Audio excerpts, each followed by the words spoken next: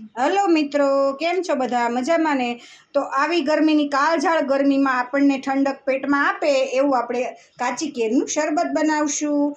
તો પહેલાં તો એકદમ સરસ ધોઈ લેવાની છે, પછી નાના નાના કટકા કરી નાખવાના છે. અને જુઓ, મેં આમાં બાફીને તૈયાર રાખી છે. પાણી નાખીને આપણે બાફી લેવાની છે. પછી એમાં આપણે નાખશું વરિયાળી, જે એકદમ ઠંડક આપે છે શરીરને. આખું જીરું છે, ધાણા છે અને મરી છે, અને આપણે લીલો ફુદીનો મેં લીધો છે. આ આપણે જ્યારે કેરી દળીએ ને બાફેલી, ત્યારે જ આપણે અંદર મિક્સ કરી લેવાનો છે. તો ચાલો હું તમને બતાવી દઉં કઈ રીતે આપણે બનાવશું. મસાલો તૈયાર કરી લેશું. એમાં છે આ શેકેલી વરિયાળી, પછી શેકેલું જીરું અને આ ધાણી, એ બધું જ આપણે અંદર મિક્સ કરી દેવાનું છે.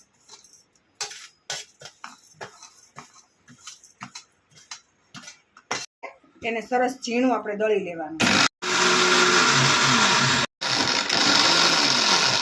તો ચાલો, હવે આપણે આ મસાલો તૈયાર થઈ ગયો છે. હવે એક વાટકામાં આપણે કાઢી લેશું. પછી આપણે બાફેલી કેરી છે ને એ દળવાની છે, અને એમાં ખાંડ પણ આપણે નાખશું, એ પણ તમને બતાવીશ. આપણે કેરી દળી લેવાની છે સરસ રીતે. મેં સેજ પાકી કેરી લીધેલી છે. તમે એકદમ કાચી લ્યો ને તો પણ ચાલે, પણ મારે થોડી પાકી કેરી આવી ગઈ એટલે મેં દળ કરી નાખી. આપણે પણ ફુદીનો પણ નાખી દેશું, એટલે એ સાથે દળાઈ જાય, સરસ રીતે મિક્સ થઈ જાય. આપણે આ રીતનું દળી લેવાનું છે, એટલે જેથી કરીને મિક્સ બધું થઈ જાય સરસ રીતે. તો જો એકદમ સરસ દળાઈ ગયો છે. જો કેવો કલર એ ચેન્જ થઈ ગયો, કેટલો મસ્ત લાગે છે. જો તમને દેખાય આવતું વિશે. ચાલો, હવે આપણે એક બાઉલમાં કાઢી લેવાનું છે પહેલાં તો. અને હું તમને છેલ્લે એક ટિપ્સ પણ આપીશ સરસ.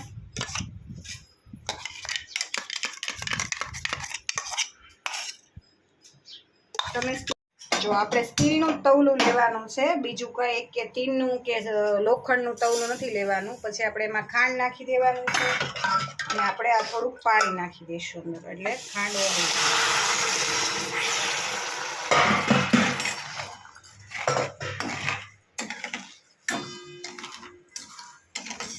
તો આ ખાંડ ઓગળી ગઈ છે એકદમ સરસ. ત્યાં સુધી આપણે ઘડીક ઉકાળશું, સેજ જાડું થાય ને ત્યાં સુધી. પછી આપણે જે પલ્પ બનાવ્યો છે કેરીનો, એ અંદર આપણે એડ કરી દેવાનો છે. પછી પાછું 15 મિનિટ ઉકાળવાનું છે. જો આ રીતનું આપણે ઉકળી જાય, દેખાય તમને કેટલું સરસ ઉકળી ગઈ છે. હવે આપણે આ બધી પ્યોરી અંદર નાખી દેવાની છે. આ જે પલ્પ છે એ બધો જ અંદર એડ કરી દેવાનો.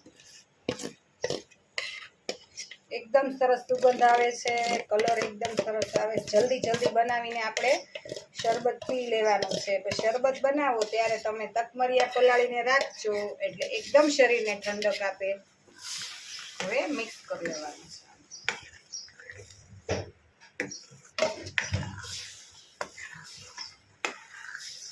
પછી ઘડીક ગેસ ધીમો કરી લેવાનો આપણે થોડી વાર માટે.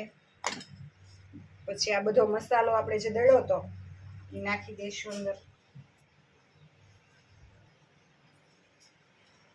પછી મીઠું નાખી દઈશું, ને સંચળ છે, આપણે સંચળ નાખી દઈશું.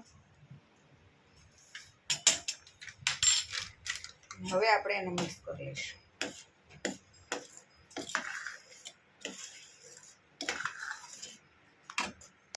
જો આપણે છે ને એકદમ જાડું થાય ને ત્યાં સુધી ઉકાળવાનું છે, એટલે આપણે 6 મહિના આપણે સ્ટોર કરી શકીએ. ફ્રીજમાં રાખવાનું, કાચની બરણીમાં એકદમ સરસ ભરેલું. મિક્સ એવી રીતે કરવાનું કે એકદમ મિક્સ થઈ જાય, એમાં એક પણ લમ્સ ન રહે ને, એ રીતના આપણે મિક્સ કરવાનું છે. જોવો છો ને તમે કેવો સરસ કલર આવ્યો છે. ટેસ્ટમાં પણ ખૂબ સારું લાગે છે, અને પેટમાં ખૂબ જ રાહત આપે છે. અને જલ્દી કોઈ પણ મહેમાન આવ્યા હોય આપણા ઘરે, તો ફટાફટ શરબત પણ બની જાય, અને એ લોકો પણ એમ કહેશે ક્યાંથી તમે લઈ આવ્યા આવું સરસ શરબત. સરસ જાડું થઈ ગયું છે. આ રીતના બલ્બ થાય ત્યાં સુધી આપણે રાખવાનું છે, અને આવું જાડું કરી લેવાનું છે. પછી હવે એકદમ સરસ ઠંડુ થઈ જવા દેવાનું છે. પછી આપણે શરબત બનાવશું. પન્ના ઠરી ગયું છે, એટલે હવે હું તમને બતાવીશ કઈ રીતે આપણે બનાવવાનું છે શરબત. જો મેં 1 ચમચો લઈ લીધું છે ગ્રેવી.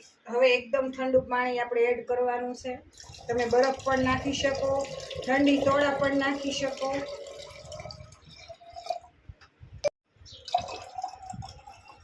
જો પછી આપણે એમાં લીંબુ એડ કરવાનું છે.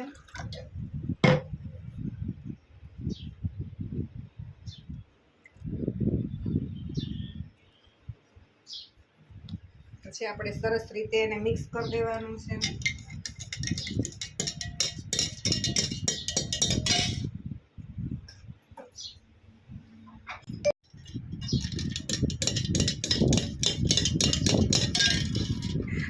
તો ચાલો, હવે મારું શરબત એકદમ રેડી થઈ ગયું છે. તો હવે આપણે ઠંડી ઠંડી આવી ગરમીમાં આપણે ઠંડુ ઠંડુ શરબત પી લેશું. તો તમને મારી રેસીપી સારી લાગી હોય તો લાઈક, શેર અને સબસ્ક્રાઈબ કરજો. અને હું છેલ્લે ટિપ્સ આપવાની હતી, જે આપણો મસાલો બનાવ્યો હતો એ તમે શિકંજી અથવા તો વરિયાળી શરબત છે, લીંબુ શરબત છે, એમાં એડ કરીને તમે વાપરી શકો છો.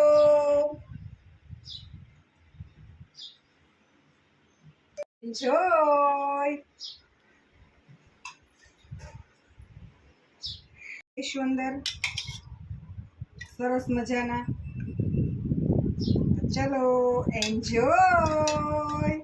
મારો વિડીયો તમને પસંદ આવ્યો તો લાઈક, શેર અને સબસ્ક્રાઈબ કરો. ચલો બાય બાય. હું એન્જોય કરી લઉં.